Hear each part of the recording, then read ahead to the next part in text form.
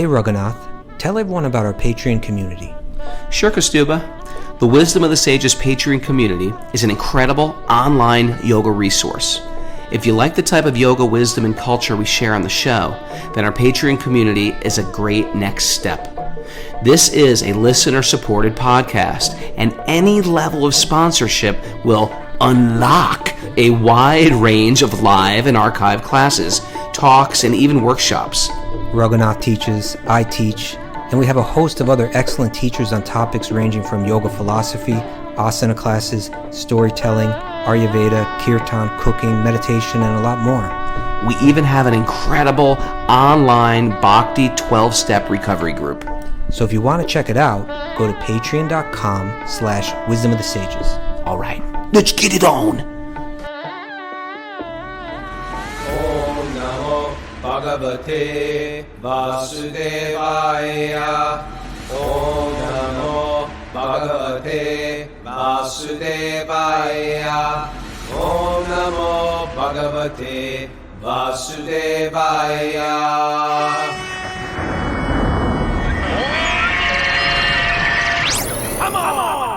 Live from New York City, it is Wisdom of the Sages, a daily yoga podcast, with your host today, Kaustubha Das, and guest co-host Doyle Garanga Prabhu. Doyle, welcome to the show.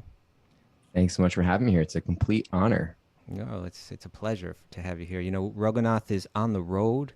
He's probably pulling into the airport right now or something like that. He's going to Denver today, and he'll be in Nevada just after that. He's doing some kind of Youth of Today concert in Denver today, and he'll be doing more Youth of Today concerts, or at one show in Nevada as part of the punk rock bowling. And we're going to find out, because we've always wondered, do they actually bowl at this thing? I don't know. You know, Raghunath couldn't answer. He's played it before and he couldn't answer that question. Is the bowling really part of it? And we're going to find out. So we'll be missing Raghunath today, but we brought on Doyle. Raghunath will be back from today for the rest of the week through Sunday. We'll be on at 8 a.m. Eastern time because Raghunath's out there on the West Coast. So 8 a.m. tomorrow, 8 a.m. Friday, 8 a.m. Saturday, and Sunday. And then Sunday will be, you know, generally we do interviews. Raghunath, maybe myself, I don't know, we'll be interviewing Raghunath's old band, Youth of Today. So, like, they'll all be there. And so this should be really interesting. I think he's going to, like, ask them, like, just how weird was it for you other guys when we were becoming Hare Krishnas in the middle of this band? Something that'll be that kind of conversation. Like, So I've been waiting 20 years for you, 30 years for you to ask me that question. It'll be, yeah, it's probably they'll have a chance to let it all out. And so we're looking forward to that. Another thing we need to announce is the chant camp that's going on, not this coming weekend, but the following weekend, which is in Northern California. I don't even know the exact place, but it's just north of San Francisco, right where like all those sequoia redwood trees and all that is. From what I understand, it's a very, very beautiful part of the country, and it's a very beautiful retreat center that they're doing this at. There's going to be not Youth of Today. Shelter's going to play that on Saturday. But it's really like kind of like a Bhakti full-on weekend thing with like lots of kirtan, lots of great musicians, dance. Vaishesh Guru is going to be there, so he'll speak. I'll speak. We'll do Wisdom of the Sages. It'll be like a whole big Bhakti kind of full-on weekend in a very beautiful setting. So if you're interested in that, you go to Mara? Mandala.org. Mandala.org. Mandala.org. Mandala.org. And we would love to see you there. If you're from California or from the West Coast, it's a cool chance to get together. And anything else that we need to announce, Mara? Yes, we have some Bhakti Recovery Group meetings today at 1, and then there's a second women's group meeting at 9:30 p.m. this evening. Okay. And for Patreon members, there's an asana class today with Trevor Vaughn at 8 a.m. Cool. And there's one tomorrow with Tina Scheid at 6:30 a.m. Cool. And Lisa Bermudez is also offering an essential oils workshop this evening at 7 p.m. Okay, so if people want to get to that, what do they do? Go to patreon.com to our, if they're Patreon members, we posted it on the What's Up This Week. On the What's Up This Week, you can find the links for that. I think these essential oils can be very helpful, and at the change of seasons, right? That's right. You got to be careful at this time of year. It gets tricky. Don't know how to dress. You don't know whether you need to put on a sweater or not, you know? Okay. So, normally we have walk on Wednesday, but like today it's just like one big walk on. Like Doyle is walking on. He's not walking off. Let's take a long walk, Kaustubha. We're going to take a long walk together. A long Okay. walk. So we'll take a nice long walk. We'll take a Yeah. walk through the Bhagavatam. We're going to probably wrap up. Let's see what we do today, but we may wrap up chapter 24 of the third canto. Let's see. But we'll just take it as it goes. Hey, Doyle, would you like to chant our opening mantras for Bhagavatam? Narayanam Namaskritya and all that? I'd be happy to. Should I? Thank you. Okay. No, you chant nicely, so I thought I don't know if I put you on chant the nice. spot, and but you do. I love chant I very love being nice. put on the spot. I should mention that Doyle Garanga is the executive director of the Bhakti Center, right? Recently given that role and that honor because he's so he's been such an essential player there for so long. Really, if there's one guy that's kind of really helped hold it together and run it over, through COVID especially, but even long before that, is a person that, when it comes to the programming there especially, he's really been directing that and directing it so well for a long time. So, when our beloved previous executive director moved on, Vera, and moved down to Florida, then people were, although he's a very difficult person to replace, people were very happy to see Doyle take on that role. So congratulations on that, by the way. You haven't been officially in that role for too long. How does it feel? People ask me that. How's it feel? And I usually say it doesn't feel like I did yesterday. Okay. Feels kind of. Because you're doing a lot of the same stuff. Doing the same stuff. Titles always shift, but a lot of the stuff's been the same. But it's been really, really great. I'm grateful for all the congratulations that come in. Lori Pag just mentioned something, and really it's a place like the Bhakti Center and any spiritual community. It's very much a team effort more than anything, and so I'm just grateful. Great, wonderful. Okay, let's kick it off. Go ahead, hit those mantras. All right, I'm going to chant the mantras, and I'll be honest that I won't get the Translation? English translation as well Okay. as Raghunath normally gets them, but I'll give we the can work it summary, out. and then if you need to correct me. Okay, we can work it out. Narayanam namaskritam naram chaiva narotamam devim saraswatim vyasam tato jaya mudirayet. Before reciting Srimad Bhagavatam, one should offer their obeisances to Narayan, the Supreme Personality Godhead, to the supermost human being, Narayan Rishi, Sure, yeah. to the goddess Saraswati, and to the author Srila Vyasadeva. That's pretty good. I get that right? Pretty much, yeah. Oh. You covered it. And next verse. Nashta presha bhadreshu nityam bhagavata sevaya bhagavati uttamashloke bhaktir bhavati naishtiki. By regularly reciting Srimad Bhagavatam and rendering service to the pure devotees, almost all that is troublesome to the heart is almost completely eradicated, and pure loving devotional service to the heart is Established as an irrevocable fact. That's right. Irrevocable fact. It's irrevocable. And then finally, we do Om again. Om Jnanatimidandasya Ginanjana Shalakaya Chakshurun Militanjena Tasmai Sri Gurave Namaha. Having been born in the darkness of ignorance, my spiritual teachers have opened my eyes with a torch light of knowledge. I am forever grateful and offer them my deep respects and obeisances. Okay, great. Thank you. All right, so let's pick up. Mara, I think 39 was the last text we covered in this. That's right. Yep. Okay, so text 39, chapter 24 of the third canto is where we're at. And right now what's happening, I just looked at this morning, like weren't those text 39 that we read yesterday, and there's only 47 texts in the complete chapter. So we're coming near the end.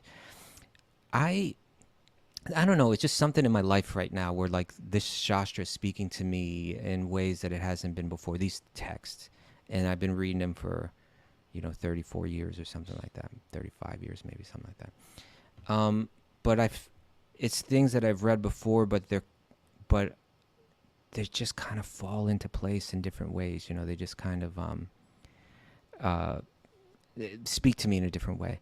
And so what we're going to read here, let's see how far we get. But in my mind, I'm repeatedly being shown through these texts what true spirituality is. And, we talk about that. Do you hear that a lot, Doyle Garanga, about like people use that phrase a lot now, spirituality? Totally. I mean, it's a word that comes. I mean, I love how like Garanga Prabhu, one of our friends and teachers, talked about like the idea of love and like what does love mean, and we throw that word around often sometimes, and like love being defined in spiritual texts as something very different than how we conceive it in the material world. And I think the word's spirituality now more so is being redefined by a lot of people, like what it actually means to be spiritual. I know one of the buzzwords that you love so much is self-care. Oh, yeah. I have my issues with it. You're I'm not a bit, against it. I'm not against it, but I but have it's like my, what does self-care mean? Is Yeah. it bubble Or baths and eye pillows? self-love. Self-loves, is Self-love it bubble baths and eye pillows? Is it, whatever it might mean, or is it something much deeper? And so I think that we're in a world where semantics do play a big deal, and we throw things around and we're using words that we don't even have common definitions of. So Right. 100%. So, Even okay. bhakti, there's bhakti chai, bhakti tea, bhakti, there's bhakti everything. Right. So what is bhakti? Yeah, true. So if we're looking at spirituality, what arises, the word spirituality, what arises in one's mind may be, crystals. Not that I'm against crystals. Or dream catchers. Not that I'm against dream catchers, although I don't know. Catch your exactly dreams what this they do. morning, Kaustubha? Do you do that as a practice? I really should, because I have very, very visceral, like really significant dreams often. Yeah. And I feel like I would benefit from trying to write them down or catch them. Yogi Charu Yeah. kind of made that part of his practice in his meditation teacher training, because it's really going into the mind and trying to understand the mind. And one way to do that is that as soon as you wake up, you write down your dreams from the previous night, because they tend to disappear very quickly if you don't do that. And I was with Satyanandan Swami just recently, and he also mentioned that he examines his dreams. I said, and I asked him, do you write them down? And he said, no, I don't do that. He says, I just focus on, there's certain dreams that are particularly powerful, or particularly, like you're saying, visceral or apparently meaningful. And so he just focuses on those dreams. It's not like every night he's trying to focus on it, but like when dreams come up that he feels are important, he focuses on them. So I'm not saying you shouldn't be catching your dreams, and I'm not saying that you shouldn't be having crystals and, burning sage or different things like that. But when we talk about spirituality, really, what do we mean?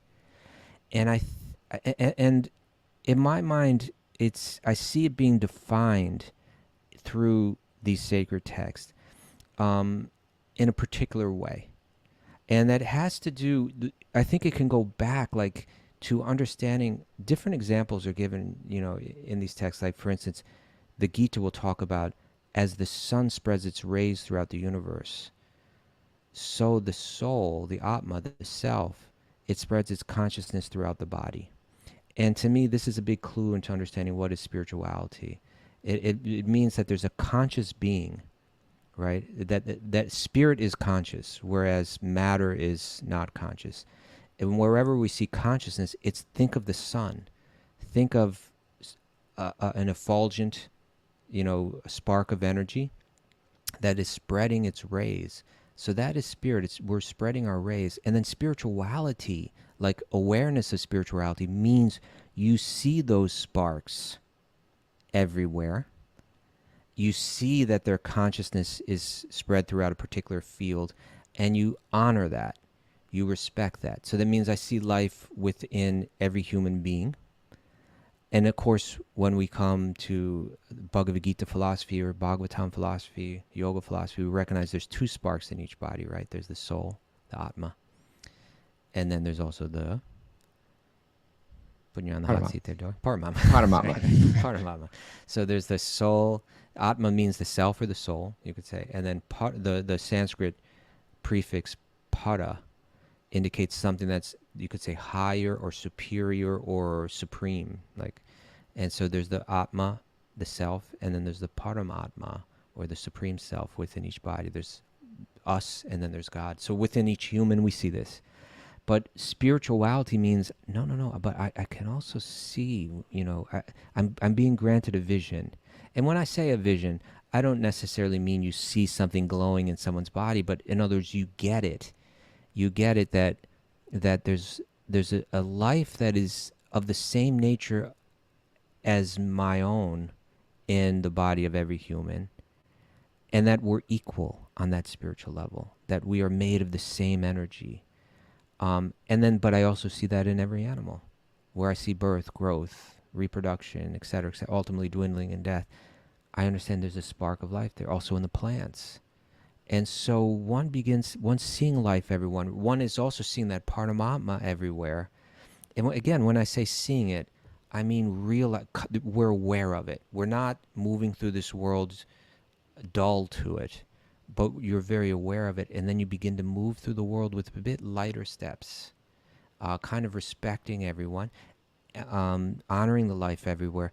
And when you do that, when you see that, you're seeing not only God within every living being, but you're seeing every living being within God, in the sense that we're all supported by, we're all within that network of God's energy. And then when you're in that place and you're moving respectfully and you're living simply and you're being kind, then you get deeper and deeper and deeper understandings, and your lamentations and your fears recede. And that's what we can call spirituality. Something like this. I think we need to kind of begin to define this, more clearly, and understand this, and speak when we use this term. Try to understand it in the way that it's described in Bhagavad Gita, in the way that it's described in Bhagavatam. And this is the picture that we're seeing many times throughout. Let's key in on it. Let's focus on it. Try to understand what spirituality really consists of, and really where my spiritual practice is meant to go. Like, what does it look like when it's done? Sometimes, like when you go and buy one of these, you're a good cook too, Doyle. You've been well respected for that. You've played many roles there at the Bhakti Center. I played about every role that there is to be. Right. They're still trying to find the right one for me. Okay. But you've done a lot of cooking there, and like when you bake a cake, like some people bake from scratch, but like people go to a grocery store and you buy one of these Betty Crocker boxes or something like that, and they put the picture of what it looks like on the cover, so you know what it's supposed to look like when you're done. And I think with in spirituality, this kind of thing helps too. What does it look like to be deeply spiritual? Well, it looks like this, and we're going to hear how it looks like in Kardima's life, how it manifests right at the end of this. So right now, Kapila, his own son, is speaking to him, and kind of saying everything's going to be good. He just asked for the benediction. Can I go now? I feel I've carried out my duty as a husband, as a father, as a progenitor, as a son. As a progenitor. Can I now take sannyas? I feel a calling within to now just wander through the forest without any home, without any social responsibility, just always meditating on you within my heart, always meditating on God with my heart. Do you give me that? Can I accept that path? And Kapila, who again is his son in one sense, but ultimately Lord Vishnu, is saying, yes, go ahead now. And he's telling him the benedictions of this is what it's going to be like. So in text 39, he said this: in your own heart, through your intellect, you will always see me, the supreme self-effulgent soul, dwelling within the hearts of all living entities.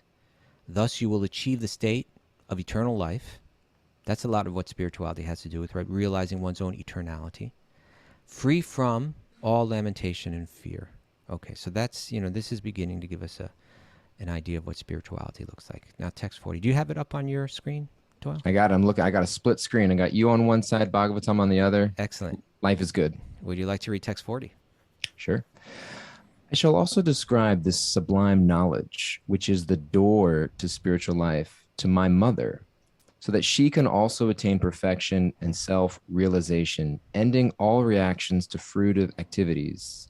Thus, she also will be freed from all material fear. Okay, so he's speaking now about Devahuti, who's the mother of Kapila and the wife of Kardama Muni. And he's saying also, you don't need to worry about your wife. She's going to be in really good hands. And the same spiritual depth that you're going to be developing, I'm going to train her in that too. And she's going to understand it all. And she's going to achieve the same depth of spiritual understanding as you. And that's what's going to be the following, like the rest of this whole canto, which is still, there's still quite a few chapters left, it's going to be really, it's an essential part of the Bhagavatam, and it's Kapila speaking to Devahuti. Devahuti asking incredible questions, Kapila Dev giving beautiful answers, and the depth of Sankhya philosophy as well as Bhakti philosophy will be elaborated on. You know what I think we need, Kasubaji? Yeah. I think you need to create a glossary of spiritual terms by Kaustubha Das. You've already, because you've already defined yoga, which I think is on mugs and on social media posts. I think Lady Di has it on her WhatsApp picture, like the meaning of the word yoga. Now you've got the meaning of the word spirituality, and I think that if you would take so many of these terms that float around there and codify them in a way in a little book or something, or a little resource. Get a little bhakti glossary. I will think about it. Okay, a little bhakti glossary, yeah. So text 41.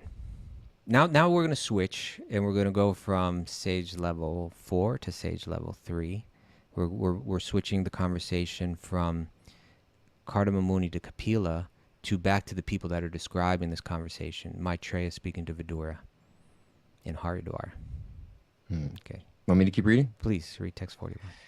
Text 41, Sri Maitreya said, thus when Kardama Muni, the progenitor of human society, was spoken to in fullness by his son Kapila, he circumambulated him, and with a good pacified mind, he at once left for the forest. Beautiful. Okay. 42. The sage Cardamom. Cardamom. I told you you're a cook. Kardama Padmuni. The sage Kardama. Even Pada is like Pada. It could be at the end of a Cardamom Sanskrit Pada. name. Cardamom Pada. Cardamom Pod. The sage Kardama, Hare Krishna, accepted silence as a vow in order to think of the Supreme Personality of Godhead and take shelter of him exclusively. Without association, he traveled over the surface of the globe as a sannyasi, devoid of any relationship with fire or shelter. Okay. So this is describing the life of the sannyasi, right? He's taken a vow of silence, which is interesting, right? Because in bhakti, generally we don't do that. Like it's a serious, not an uncommon practice in spiritual circles, particularly, Eastern-based spiritual. Although I believe even, say, in Judeo-Christian kind of circles, like with monks and so on, I believe they also take vows of silence sometimes, or practices of silence. But Kardama is going to practice silence here because it's something that's good to practice, even on our own, just like in a way. I remember once, I may have shared this on the show before, but once when I was a very new monk or a new brahmachari, another young and very new monk kind of joined our ranks.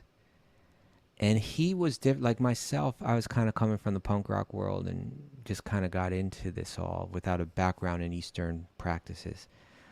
But this person did have a background in Eastern practices to some degree. I don't even remember how much. But he was also, I think he had kind of a certain calling or aptitude, or, towards practices like fasting and mauna vrata, practices of silence. So he had done this previously, and he had felt, like benefit from them.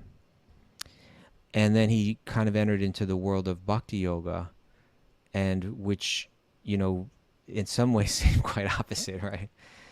There's like no vows of silences. There's always talking going on, always chanting going on. And fasting, there's like a lot of feasting going on, it's a very festive kind of path. So he asked my guru, it was during like a public class, and he asked him, I have these practices that I've done. They're spiritual practices. I feel I benefit from them. But it seems like in this sangha that I'm in now, in this kind of bhakti group that I'm part of now, these aren't practiced, but I still feel a calling for them. And so he was kind of like, what should I do, or how should I understand this? And my guru gave an interesting answer. Yeah, what would you say, Doyle, if someone asked you this? I remember, I'm thinking of, there was Bhaktisiddhanta Saraswati Thakur, the guru of Srila Prabhupada. They would, there was a devotee in the spiritual community at that time, or somebody that like, we say that you shouldn't just be chanting all day long. You should be engaging in service and, Yeah. balance your life. And this person was just chanting all day in the temple, and they were saying, he's not doing any service. Hmm. And Bhaktisiddhanta said, well, he's doing that. So, he's able, like, if I asked you to chant all day long, would you be able to do it? Right. They're like, no. And so I think that sometimes we pretend to be qualified to do something that we're not. There's like this false kind of like imposition of a practice because we think it's good for us. And then if we're quiet for too, like sometimes, it's not necessarily, natural. I was just thinking of my cousins used to pay me to not talk for an hour when I was a kid. I don't know if that's the same. I don't know if that's the same thing, but some of us, it's like we're just trying to repress something. But I think that if someone has a natural, like when we did a digital detox upstate for the Bhakti Center, a weekend with no phones, and we did a Yeah. couple hours of Mount of Vrata, no silence, not speaking. So Yeah. I do think that if there's an inclination and there's a way that you can incorporate to like facilitate a certain level of mindfulness and reflection, and then I would find that it's healthy for certain personality types or certain Okay. people. Yeah. Well, it was a similar answer that my guru gave. He said, he said two things.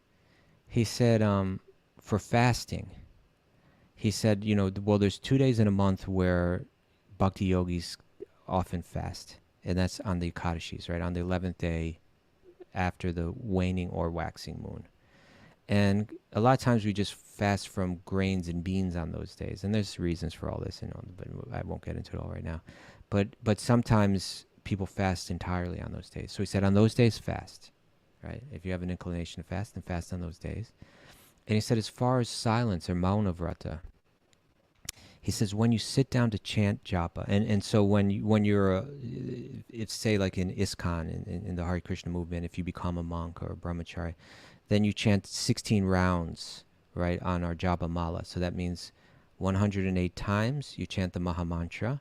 That's one round, and you do that 16 times as a meditation. So that would be roughly 2 hours of meditation. And, it's really meant to be done with a real sense of deep concentration. But it's not uncommon. Let's say it's not uncommon that we may talk to each other during those sessions, or people get lax about it, right? People get lax. They have trouble staying focused for such a long time, and then there might be a little bit of talking or a little bit of interruption in some way. So he said, so when you sit to chant your japa, you take a vow that I will not speak another word to anyone for that 2 hours. I'll 100% just focus on chanting. And in this way, he kind of took those tendencies and applied them. But, I do sometimes feel a calling a little bit. And I'm not the kind of guy that's like natural, or at least previously I haven't. Now I feel it rising in me naturally, where sometimes I feel like a calling to just have silence. For some extended period of time. And when we were in Colombia recently, we had a great time. We went up to, you've been there now, Kali. You've been to Colombia. Yeah, I was there in January. Did you go to that big waterfall?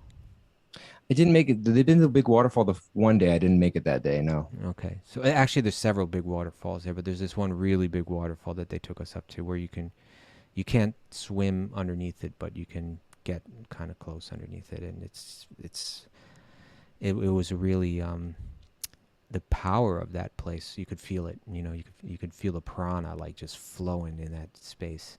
And so we went there. We had a great time. When we went there, like you drive up through the mountains a bit, and then you get out, and then you have to walk for maybe 20 minutes to get to it. And it's a beautiful walk, like through the jungle and the mountains. And then we got there, and we were all kind of blown away by it, and we were all talking. And then at a certain point, everyone sort of naturally became silent. Most people just stopped talking, or they were quietly chanting or so on. And I felt, actually that's what we should be doing when we come here. It should be like meditative. And I thought next time, and this is, by the way, so I can go ahead and plug this right now, but we will be having a Wisdom of the Sages retreat to Cali, Colombia, that I think will be the 1st through the 9th of January. So if people would like to go to that, they can mark that on their calendars. And I was thinking, when we do that, let's do this trip to the waterfall, but let's do it a little different. Like when we walk for that 20 minutes, let's not talk to each other. Let's be like totally silent with a particular meditation, And then when we get to that place, let's sit there and let's chant together. Maybe chant different mantra, Om Namo Bhagavate Vasudevaya, real deep, and then Maha Mantra, and then maybe discuss Bhagavatam. But like no, with zero kind of prajalpa, zero like just unimportant talk. But let every word that for that amount of time, a few hours, let's just carefully choose every word that we speak, everything that comes out of our mouth, and go into that very powerful natural setting, go into our meditations, and then come out of it without diluting it in any way with talk that's unnecessary. And that's what Cardamom was feeling in his heart. So he took this vow of silence just to shut off all the nonsense and go deeper and deeper and deeper within. And so it's a beautiful practice that he's doing as a sannyasi now. And then it mentioned here also that he has no association. He's alone. Because when you're alone, it gives you a chance to be alone with God in the heart. Otherwise when you're with someone extra, when you're with other people, generally your focus becomes external. But when you're alone, that focus can become internal. And so it said without association, he traveled over the surface of the globe as a sannyasi, devoid of any relationship with fire or with shelter. So he's homeless. He's it means I'm giving up external shelter, I'm taking more internal shelter, And as far as fire, fire is, in this context and in this culture, fire is there for two things. One is like, for cooking, and the other is for sacrifice. And sacrifices are commonly done to cultivate good karma, right? Like you get a new house and you want everything to be auspicious, you do a fire sacrifice. The birth of a new child, you want everything to be auspicious, you want health and happiness, you do a fire sacrifice. Well, the sannyasi, that they're no longer cooking for themselves. They're accepting whatever food comes their way, especially when you're wandering in the jungle. That just may be some fruits or some roots or some berries. You're entirely dependent. And as far as anything auspicious coming in your life or trying to counteract inauspiciousness, you're also just dependent on God for that too. So you're not burning any fires anymore, and you're wandering without shelter. So that's his life now. But where does it lead? Where does it go? Let's hear more about it. Well, I was just thinking about that idea, like you're talking about silence, and I was really relating that back to like you were defining this idea of spirituality, and I was thinking, all of these things add up. These are our sadhana, whether it's chanting or whether if we're taking a vow of silence, that's the sadhana. And you were asking about people defining spirituality, if that comes up in some of the teachings or classes I give, and I always think of sadhana in the term of relating to the goal, the root of the word sadhya, which means the goal, and how a sadhana is always in relationship to a sadhya. First comes the sadhya, which means goal, and then from that, the path of the practice that leads me to that sadhya is the sadhana. And I think that that's something that's so inherent here in these spiritual texts is that these things, we might think like, oh, that'd be cool to take a vow of silence, or sometimes I'm going to wear crystals, or I'm going to, whatever it might be, because it just seems fashion or seems cool, or I get a tingly feeling. But to really ask the question, like, what am I trying to achieve here? And you were saying when we go to that waterfall and have that silence, it's like there's the meditation, there's chanting together. It's like, is this really deepening my practice and bringing me closer to my goal, which is in bhakti, that loving service to Krishna, or that purification of the heart? And so I just thought that was a really nice point that I was thinking of. It's a great point. It's an important point because, again, like a vow of silence, why does someone practice? They might practice it to try to become entirely empty, right? Like to try to empty the mind. So silence would logically seem to be a good way to go if that's what you're trying to do. But really, in Bhakti Yoga, that's not the goal. But it's kind of like you want to clear everything out so that you can put something in, or you know. So, and that's even that idea. So much of what Bhakti has to do is how you hold something sacred in your mind or in your heart, and that'll be and how one like enshrines, say, God in the heart, right?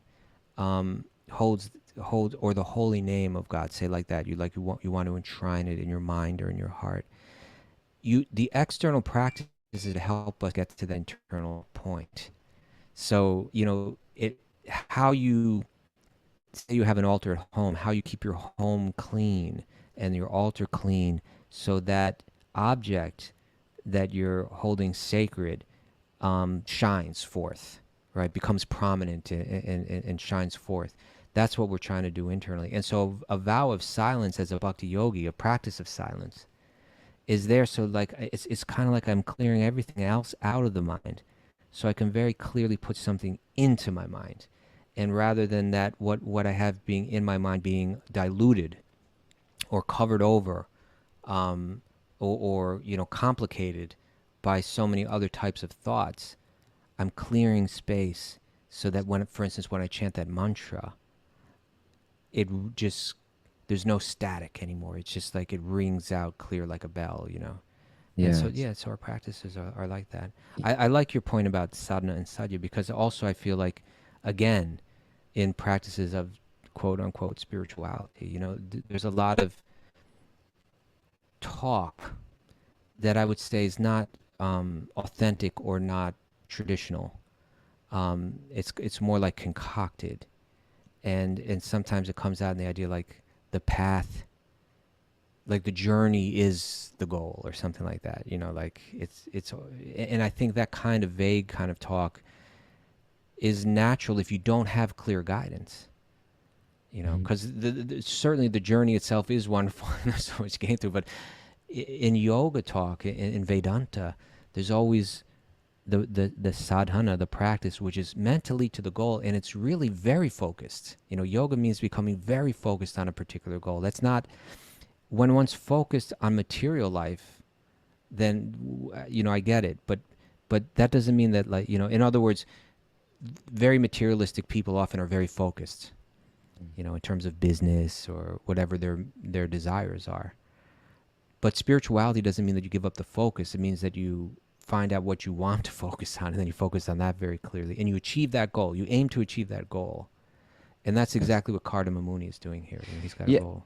And so often that what will get us to achieve that goal is often different than what we think we would need to achieve something materially. Like I was, the idea of setting that goal for ourselves. And because I think it, the Sanskrit verse, I don't, from Rupa Goswami, always remember Krishna, never forget him. Yeah. What is it? Smarta vyasadatam vishnur vishvartanam najatu chit. Sarve vidinasedasur etiyor eva kinkara. Yeah. Evil. And so it's like Rupa Goswami kind of defines this idea of renunciation in the Bhakti Rasamrita Sindhu. And I think it becomes such a Rosetta Stone, so to speak, through which we approach spiritual life, that I think is especially so relevant today, especially in a group like this, because even I find that sometimes the most inspiring things are sometimes also the most intimidating things.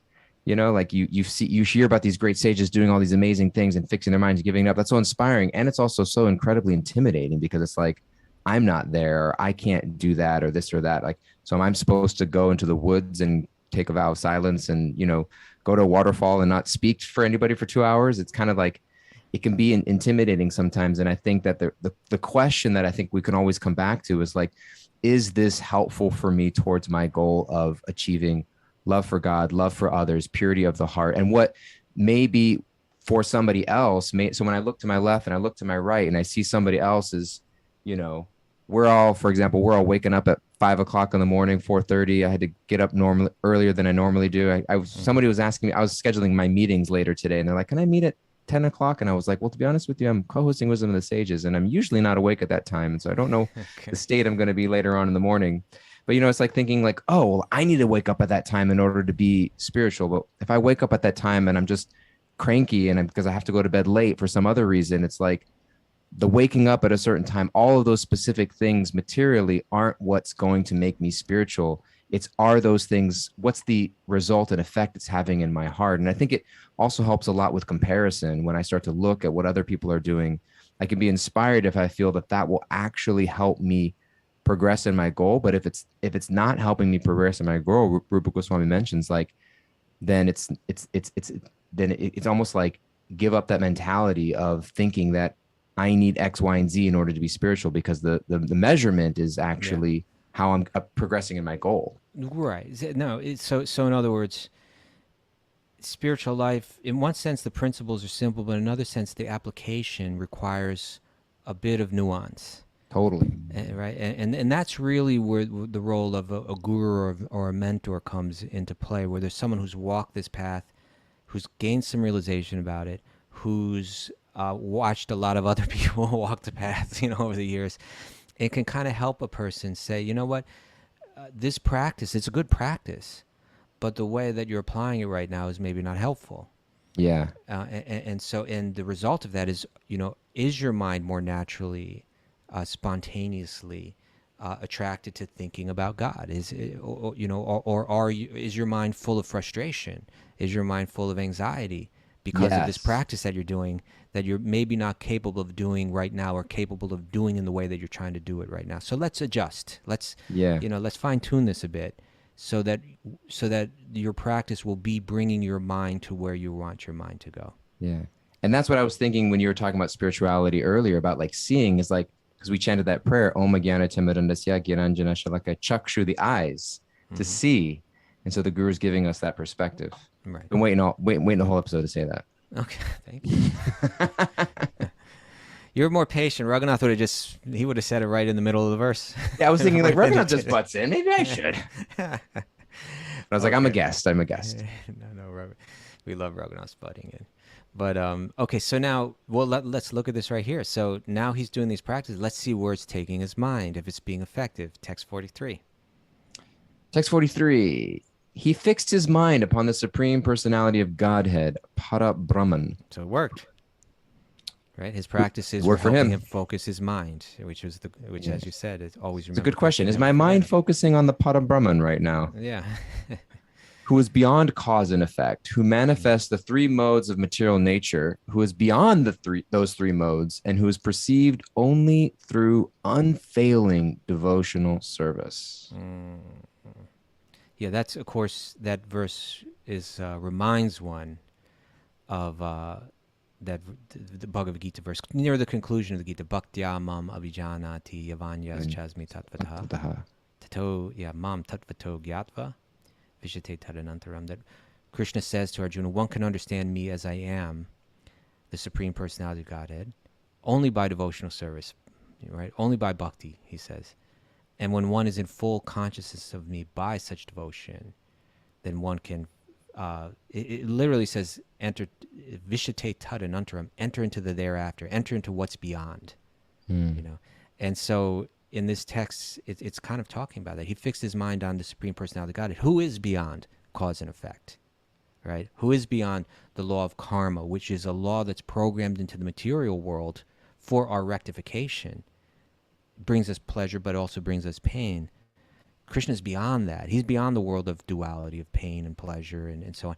And by fixing his mind on Krishna, he achieved that state himself. So he fixes his mind on Param Brahman, on the, not just the Brahman, not just the spiritual energy, but the Para Brahman, the supreme spiritual energy, or the source of all spiritual energy, Krishna, who manifests the three modes of material nature. In other words, by being their creator, he's naturally beyond those three modes which control us. He's beyond the three modes, and who's perceived only through unfailing devotional service.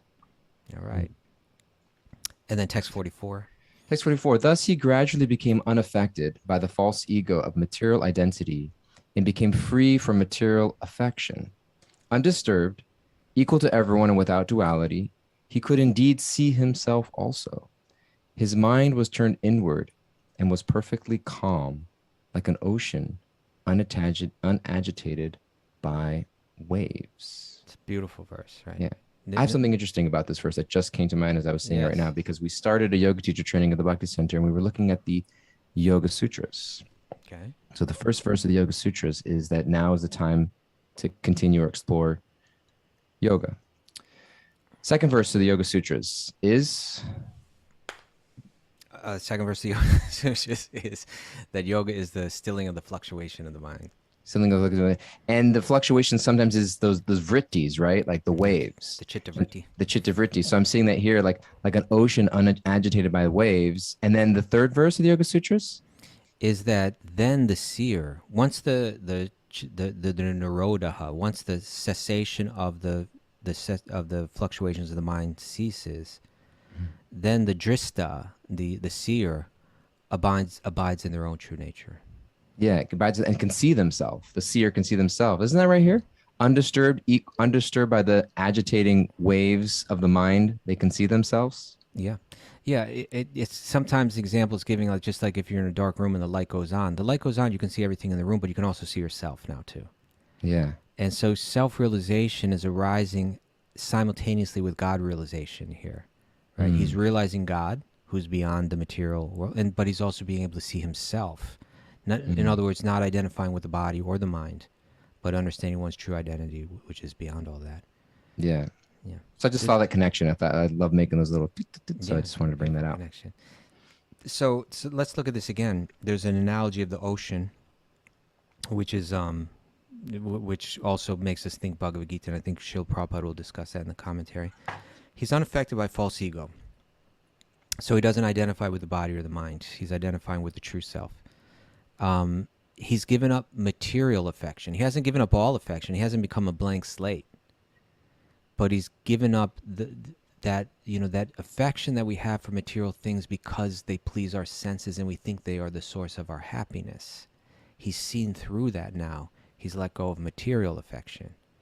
He's undisturbed, right? No matter what's happening externally. This samatvam is really, again, if we go back to the beginning of our talk, when I was saying like, let's define spirituality. When I read the Gita, I see three things that are commonly spoken of that I could see as, I don't know if definition of spirituality, but like what we're meant to focus on to practice spirituality. Or we could even say wisdom. But that's, one of them is samatvam, that no matter what's happening externally, my mind can remain peaceful. Because I've come to terms with it, right? I've come to terms with the idea that anything created out of matter, anything that is material, by definition is constantly shifting and changing. So if I haven't come to terms with that, then I'm enjoying and suffering according to those shifts. But if I've come to terms with that, then I'm already accepting that what's pleasant today will be unpleasant tomorrow. And what's unpleasant today will be pleasant tomorrow. And it's always shifting. And I don't have to be moved by it. So it's mentioning he's undisturbed because he's achieved that realization, And I also add to that samadarshana, seeing the soul in every living being as equal. And antasukha, realizing that happiness is my internal nature. I don't need to seek it through anything external. This is spirituality. So he's undisturbed. He's equal to everyone. There's that samadarshana right there. And without duality. In other words, happiness and distress, the back and forth of that, he's let go of that. He could indeed see himself also. And then his mind was turned inward. He's not seeking happiness externally. He was perfectly calm, like an ocean unagitated by the waves. So there's so many waves in this world, they tend to agitate us. But when you go down deep into that ocean, when, it gets real peaceful down there, down in the octopus's garden. Right? Did you see the octopus... Octopus teacher? Yeah, octopus teacher. I haven't seen it yet. No. Okay. It was pretty cool. Yeah. It's on my list. It's on my list. Okay. All right. So let's read this commentary. We have about 5 minutes, but let's... Yeah. I was looking at the Sanskrit here. The samadrik is there in the Sanskrit, seeing Samadrik. equality. So That's there it. it is. Same thing. Yeah. Samadarshana. Samadarshana, samadrik, same thing. Yeah, seeing equally. Svadrik, seeing himself. Mhm. Pratyak, turned inward. Prashanta, perfectly composed. Prashanta also, I think, generally means happy too, right? Prashanta. When you're composed, you're happy. Yeah, his mind was dhira, sober, undisturbed. Prashanta. It's used twice in this word, and this time it means he uses it as calmed. Urmi, whose waves, Eva, like Udadi, the ocean. He's near a hunkriti, without false ego. Nirmama, without material affection. Near dvandva, without duality. Interesting. Great words. This is spirituality. We should learn these words, and try to understand Put it in the Bhakti glossary. Put it in the Bhakti glossary. Okay.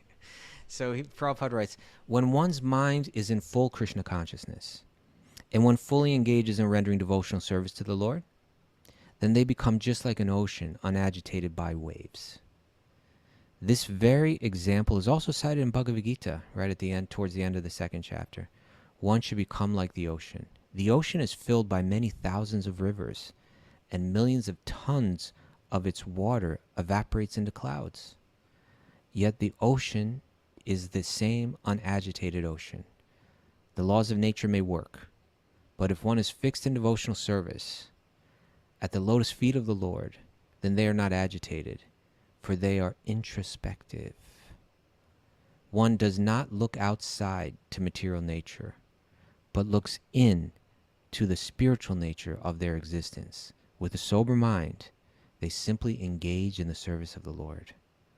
Thus, they realize their own self without false identification with matter and without affection for material possessions. Such a great devotee is never in trouble with others because they see everyone from the platform of spiritual understanding. They see themselves and others in the right perspective. I think that is a very that is something for each of us to meditate on each day, right? Just this one paragraph, there's so much depth to it. Yeah. Mm. Beautiful. All right, I think we're close to the end. Do we have any takeaways? We do, but also I want to say that I got word from Raghu that he's going to do a Sweet Baby Krishna tonight for Patreon members. Oh, very good.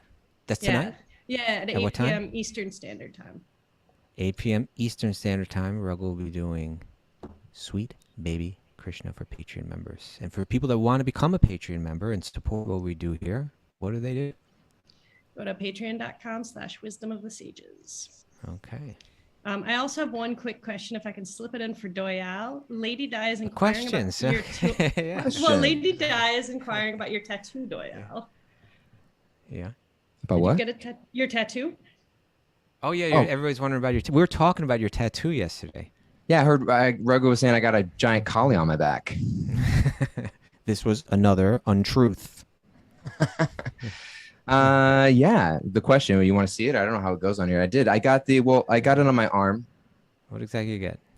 I got the verse from Chaitanya Shikshastakam, Srinadapi Sunichena Taror Iva Sahishtuna Amanina Manarena Kirtaniya Sadahari, that one should be humble like the grass, more tolerant than a tree, devoid of all sense of false prestige, and ready to offer all respects to others. And in such a state of mind, one can chant the holy names of the Lord constantly and continuously. So I felt like I needed that reminder in my life more. So it was one of those, I never thought that I would get tattoos in my life that weren't for me, but then there was a period of my life where this kind of came into my mind, and I waited years to like really meditate. Like, if this goes away in a month or 2 or 3, and it never went away. And so I put it in my arm in a place where I could read it, so that whenever a reversal comes my way, exactly. And so whenever hold on one second. Hold on one second. Okay.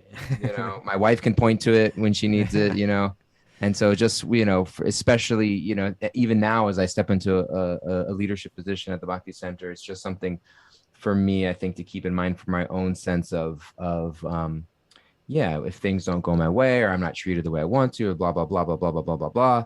It's like, oh, this is an opportunity for me to really practice this and develop my life. So that's the short answer. Come back in a couple months, and like Doyle's got the neck tattoo, he's got the face tattoo, he's got underneath his lips, he's got tattoo. You entered the door, guy. Now you went through it. It's Anything true. You do enter the door. The first thing that he said to me, Scott Bakos, he gave me the tattoo. He's like, welcome to the tattoo family. And like 3 other people said the same thing. Welcome to the club. Welcome to the family. And all around, I'm like, maybe I need another one. That's right. Maybe I need another one. Okay. I need a lot of reminders, Mara's yet to walk through that door. We've encouraged her again and again. Yeah. One of these days, I'll join the tattoo family. Okay. So what do you got for us, Mara? All right. Spirituality is being aware that we're all in the network of God's energy. Sadhya is the goal. Sadhana is the practice to achieve the goal. Give up what isn't helping you in your spiritual life. Okay. The practices themselves don't make me spiritual. The right application does. Solitude creates the opportunity to connect with God. True. Clear the mind so that it can focus on service to Krishna. Yeah. The principles of spiritual life are simple, but the application requires nuance. And bhakti is about holding God sacred in the heart and mind. Boom. Love it. Thank you, everybody. Thank you, Mara. Doyle Garanga, thank you so much Yeah, for thank being you, our guest Doyle. host today. My pleasure, my honor. Grateful to all of you here in the Zoom, those listening, the others. Love you guys. Grateful. And we got Raghunath tonight at 8 p.m. Eastern Time, Sweet Baby Krishna for Patreon members. And we've got the Youth of Today interview coming up on Sunday. We will be back tomorrow, but at a different time, 8 a.m. Eastern Time throughout the rest of the week. All right.